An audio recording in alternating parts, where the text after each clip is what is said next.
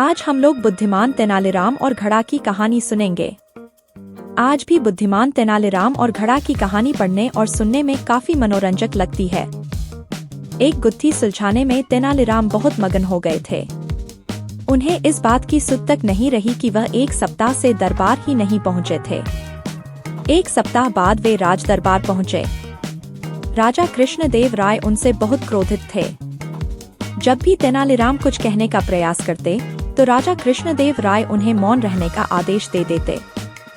2-3 बार ऐसा ही चला रहा। ये सब देख तेनालीराम के विरोधी दल में अत्यंत प्रसन्नता दिख रही थी। अंततः राजा कृष्णदेव राय ने तेनालीराम से कहा कि तेनालीराम, आज से मुझे आपका मुख नहीं देखना है। आज से आप मुझे अपना मुख नहीं दिखाएंगे। यदि आपको दरबार में आने का समय नहीं है तो आपके लिए यही दंड है। यह बोलकर राजा कृष्णदेव राय ने अपनी सभा समाप्त कर दी। अगले दिन दरबारी जन दरबार में आ चुके थे।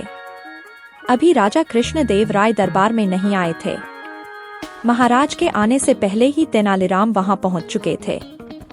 मगर यह क्या? उन्हें देखकर लोग लोटपोट हो रहे थे। ऐसा नहीं था कि तेनालीराम कोई चुटकुला सुना रहे थे, बल्कि वह अपने माथे में एक घड़ा पहनकर आए थे। जब भी वह कुछ कहते लोग हंसने लगते। उस घड़े में आंखों की जगह पर 2 छेद बने थे और मुख के जगह पर भी एक छोटा सा छेद बना था। सभा में उपस्थित लोग उन पर हंस भी रहे थे और उनका मजाक भी उड़ा रहे थे। तभी महाराज की आने की घोषणा हो गई। कुछ ऐसे दरबारी भी थे जो तेनालीराम को बिल्कुल पसंद नहीं करते थे।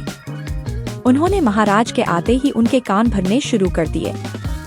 तेनालीराम के विरोधी दल ने महाराज से शिकायत लगाई कि आपने तो तेनालीराम को आने से मना किया था, परंतु उसने आपकी बात नहीं मानी। वह दरबार में आ गया है। साथ ही सभासदों को हंसा कर सभा को परेशान कर रहा है। यह सब सुन राजा कृष्णदेव राय ने कड़े शब्दों में कहा, तेनालीराम, आपने मेरे आदेश की अवहेलना क्यों की? क्या आपको ज्ञात नहीं कि मेरे आदेश की अवहेलना राजद्रोह है? इतना ज्ञान व्यर्थ है। अब दंड के लिए भी सज्ज हो जाइए। तेनालीराम ने हाथ जोड़कर कहा, अन्नदाता, जो आपकी आज्ञा।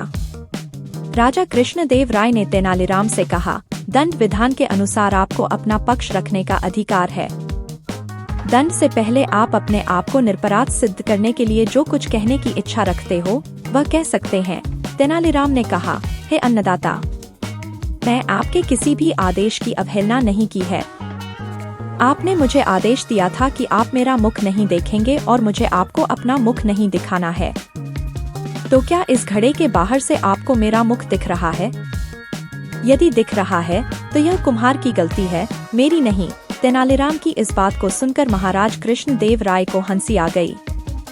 उन्होंने कहा, तुम जैसे बुद्धिमान सभासद से कोई कितने दिन तक क्रोधित रह सकता है? चलिए तेनालीराम, आपकी बुद्धिमत्ता के कारण मैं आपके दंड को क्षमा करता हूँ। तेनालीराम की कहानियाँ हमेशा प्रेरणादायक होती हैं। अगर आपको यह कहानी पसंद आए तो कृपया लाइक, शेयर और सब्सक्राइब करें।